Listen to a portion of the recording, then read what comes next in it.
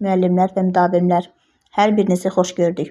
Bugünkü mövzumuz tikiş məlumatlarının hazırlanması texnologiyası modulundan geyimin kiçik hissələrinə aid olan cib qapaqları, onların növləri və hazırlanma prosesidir.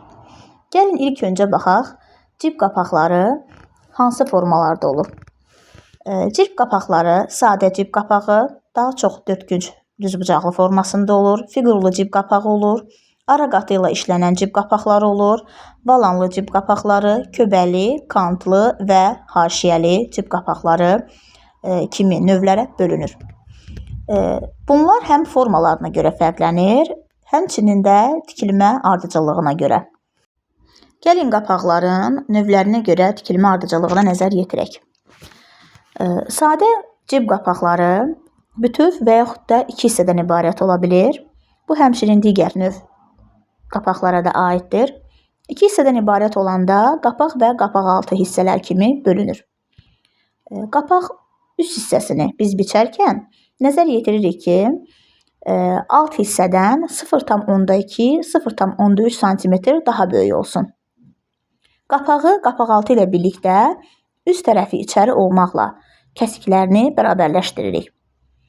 Fərdi sifarişlə məlumatı hazırladıqda qapağı künclərdə və dairəvi sahədə yığmaqla köklənilir. 0,1 cm məsafədə maşınla tikilir.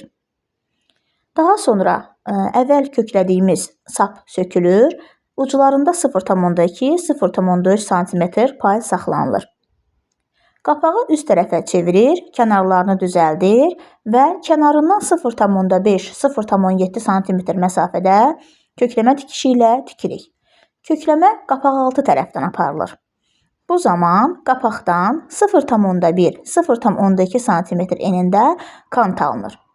Əgər biz kantlı model nəzərdə tutmuşduqsa, qapağın kənarlarını üst tərəfdən yönəldici xətkeşin yaxud yönəldicisi olan dabancağın köməyi ilə lazımi endə bəzək tikişi vururuq. Bundan sonra qapağın hazır vəziyyətinin enini müəyyən edən xətti qeyd edir və ütüləyirik. Nəzərinizə çatdırım ki, əgər siz cib qapaqlarının daha davamlı olmasını, daha estetik görünüşə sahib olmasını və sizin verdiyiniz formanı yaxşı saxlamasını istəyirsinizsə, mütləq şəkildə cib qapaqlarının içərisinə ara materialı qoyulur. Bu ara materialı bir üzünə yapışqan çəkilmiş parça, bez yaxud kalenkor tipli pambıq parça ola bilər. Bir üzünə yapışqan çəkilmiş parçadan biçilən ara materialı qapaqaltının tərs üzünə qoyub ütü ilə yapışdırırlar. Ütüləmə əməliyyatı ilə işləməyə çətin uğrayan parçalardan olan məmulatlarda ara materialını qapağın tərs üzünə qoyub kənardan 0,6 cm məsafədə kökləyirlər. Bu zaman qapağın künclərində yığma aparılır.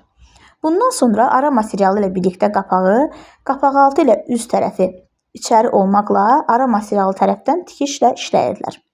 Tikişin eni 0,5 cm olur. Künclərdə tikişi kəsir, ara materialını çərtir, qapağı üst tərəfə çevirirlər. Sonraki əməliyyatlar isə ara materialı qoyulmayan qapağın işlənilməsində olduğu kimi olur. Gəlin cib qapaqlarından valanlı qapağın işləmə prosesinə nəzər yetirək.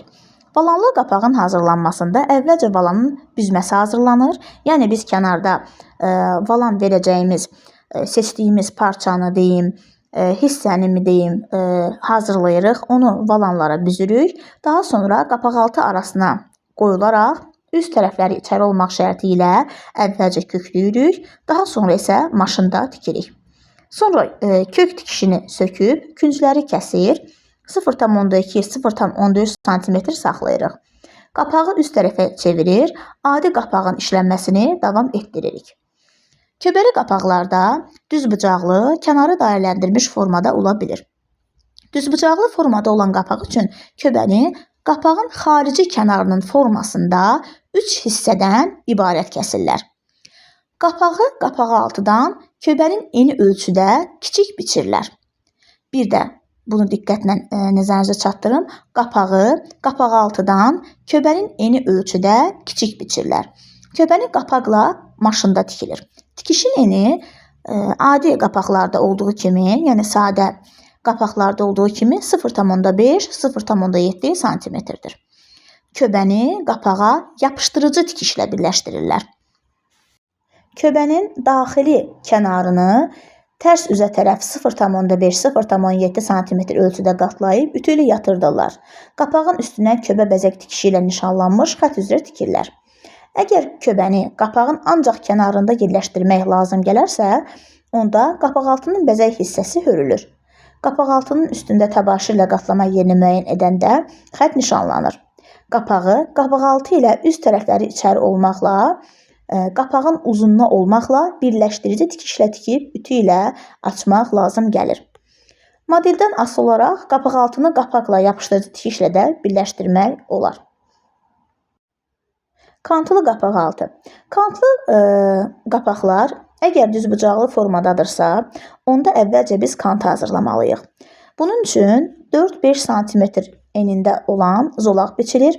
Zolağı 2 qatlayır, ütü ilə yatırdıb, kantın yan tərəflərini qeyd edirik. Sonra künclərin birləşdirmə xəttini nişanlayıb, bu xəttin üzəri ilə kantın mərkəzindən hər iki tərəfə birləşdiririk.